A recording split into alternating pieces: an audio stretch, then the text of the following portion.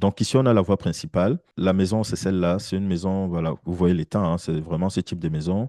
Voilà, vous aviez une petite cour à l'avant. Vous voyez comment le plafond était déjà. On avait un grand séjour qui fait à peu près 30 mètres carrés, 25-30 mètres carrés. Et donc là, on est dans la phase de démolition. Voilà. Là, par exemple, vous avez un trait au sol parce qu'effectivement, c'est une maison qui a été séparée en quatre. On a sorti quatre appartements. Et donc, le séjour est devenu un appartement totalement autonome. Vous verrez sur les images suivantes. Ici, c'était donc la cuisine.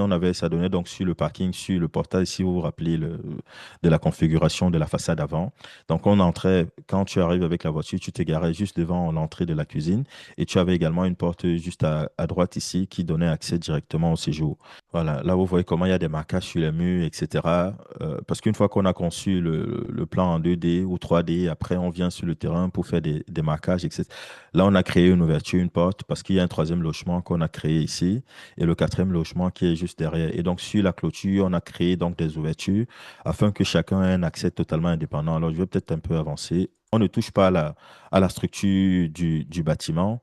On va davantage faire tomber, réorganiser donc l'intérieur de la maison. Au pire, tout ce qu'on peut faire, c'est peut-être faire des ouvertures sur les murs, comme notamment créer peut-être une fenêtre ou une porte pour avoir un accès direct au logement. Donc, ça va être principalement ça, les opérations de transformation. Donc, ce n'est pas des travaux, ce n'est pas des lourds travaux parce qu'il n'y a plus de fondation à faire. Voilà, là, par exemple, on a ouvert pour créer donc une porte qui donnera directement sur accès au logement de façon directe. Donc là, je vais vous présenter un peu le rendu final, à quoi on peut s'attendre sur ce type de bien. Si vous vous souvenez, ça, c'était le portillon. Donc là, comme je vous disais, on a créé donc un logement de l'autre côté. On a mis un mur de séparation pour créer donc la confidentialité.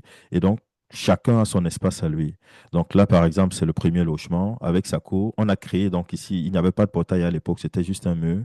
Donc on a créé un portail ici pour qu'il puisse entrer avec son véhicule et s'égarer donc dans la cour. Et si vous vous rappelez un petit peu des images, normalement, cette véranda, la petite terrasse qui était là, allait jusqu'au fond. Il y avait un prolongement jusqu'au bout.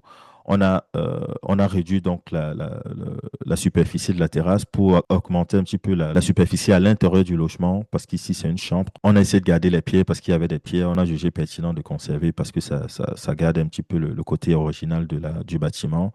On ne l'a pas totalement dénaturé. Alors, enfin, on n'a pas, ça, c'est pas la décoration définitive, hein, c'est des images. Lorsqu'on était encore en travaux, vous verrez d'ailleurs que il y avait certains éléments qui étaient encore manquants. Donc voilà comment on a transformé. Si vous vous souvenez, il y avait un accès ici qui donnait au double séjour. Enfin, je ne sais pas si vous voyez toujours ma souris. Donc on a fermé ici pour donc faire, ça c'était l'ancien séjour justement qu'on a transformé en un chambre-salon. C'est devenu un logement totalement autonome.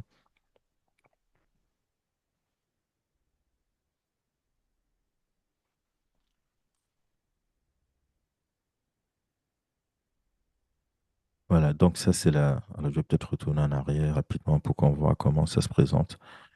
Ici, par exemple, vous avez du filet. Enfin, quand on parle des équipements, des conforts, des choses à savoir, etc. Ici, on a ramené, par exemple, Internet dans les logements avec du filet pour vraiment augmenter, garantir une certaine qualité, un certain débit dans le logement.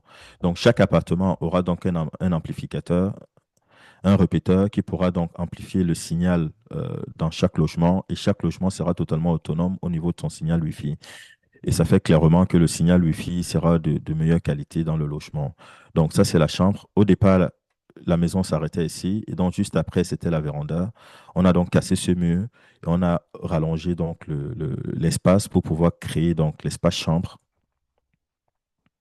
Et donc, la chambre fait à quoi? Aller entre 10 et 11 mètres carrés.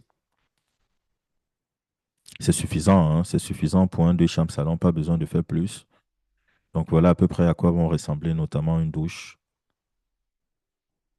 Donc, voilà à peu près à quoi ça ressemble un logement après travaux. Donc, vous avez vu la phase d'avant, comment est-ce que le logement, c'était une villa, comme on en trouve partout dans nos capitales.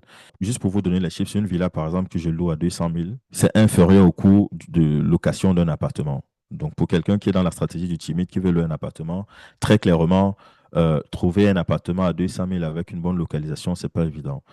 Et donc là, pour toute une villa, on va l'avoir à 200 000 parce que la villa n'était pas habitable au moment de la prise en bail.